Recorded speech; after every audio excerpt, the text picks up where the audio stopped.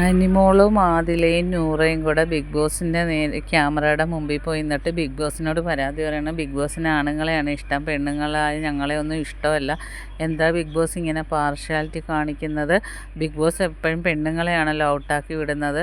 Partiality ഇല്ലെങ്കിൽ ഈ പ്രാവശ്യം 2 ആണുങ്ങളെ ഔട്ടാക്കി വിട്ട് കാണിച്ചു തരണം ബിഗ് ബോസ്.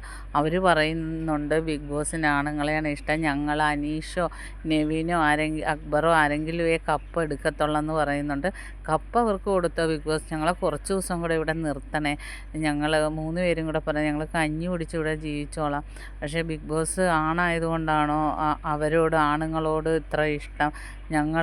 ഞങ്ങളിവിടെ ഗെയിം കളിക്കാൻ വന്നേലേ, ബിഗ് ബോസ് എന്തിനാ ഈ പാർഷ്യാലിറ്റി കാണിക്കുന്നത് എന്നൊക്കെ ബിഗ് ബോസിനെതിരെ 3 പേരും കൂടി അതിശക്ത പറഞ്ഞുകൊണ്ടിരിക്കുവാണ്.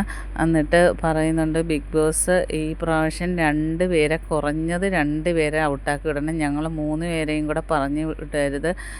ഞങ്ങൾ 3 നല്ല സ്ട്രോങ് കണ്ടസ്റ്റൻസാണ്. ഞങ്ങൾ ഗ്രൂപ്പ് ചേർന്നൊന്നുമല്ല കളിക്കുന്നത്, അവരാണ് ഗ്രൂപ്പ് ചേർന്ന് കളിക്കുന്നത്. എന്നിട്ട് ബിഗ് ബോസ് ഞങ്ങളെ മാത്രം ഓരോന്നും കുറ്റം കണ്ടുപിടിച്ച് ഓരോന്ന് പറയും, അവർ ചെയ്യുന്നതൊന്നും കാണത്തില്ല എന്നൊക്കെ പറഞ്ഞ് പരാതി പറയുകയാണ് ക്യാമറയുടെ മുമ്പിൽ.